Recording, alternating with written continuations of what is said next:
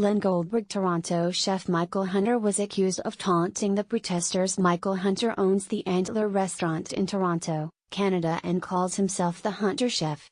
The protesters wrote "add vegan steak to the menu" on the pavement outside and held up signs saying "murder."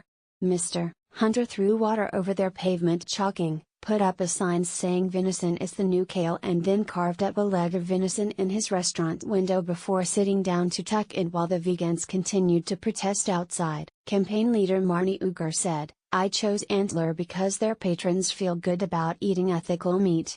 I believe there's no such thing, for that one animal, no matter what kind of animal and how they were raised, that's their life and they don't want to." We're being attacked for protesting a small business who has a couple of vegan options. However, if they were serving dogs and cats with vegan options, there would be an outcry of support.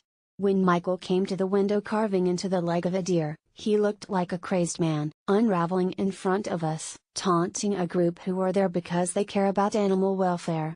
The protesters said that the chef was taunting and provocative.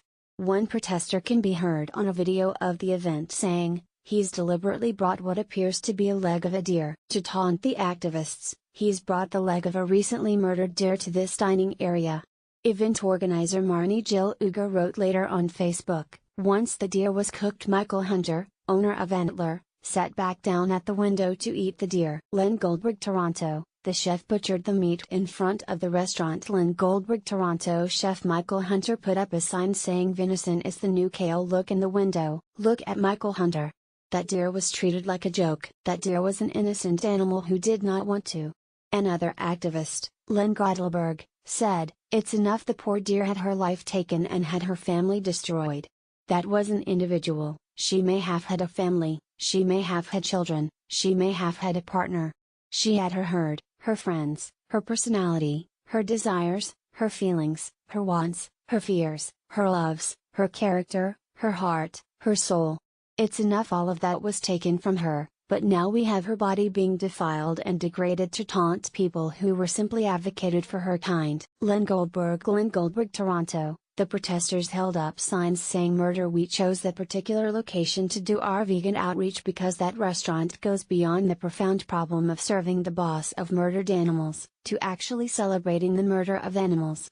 Police entered the restaurant soon after but did not seem to stop him cutting the meat. A short while later he returned with a cooked steak and began leisurely eating it. Another protester said, "It made me feel really sad." Len Goldberg. Toronto police arrived but did not arrest him. "For me it's just an animal and it's an animal that didn't want to."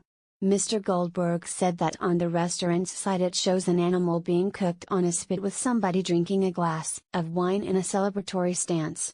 He added, "This restaurant is actually mocking the taking of their lives and people can't just stand by and be silent while they go ahead and do that." The vegan group's aim was to inspire the owner to add more and more vegan options that respect animals and protect people's health and the environment. Mr. Hunter has not answered requests for comment.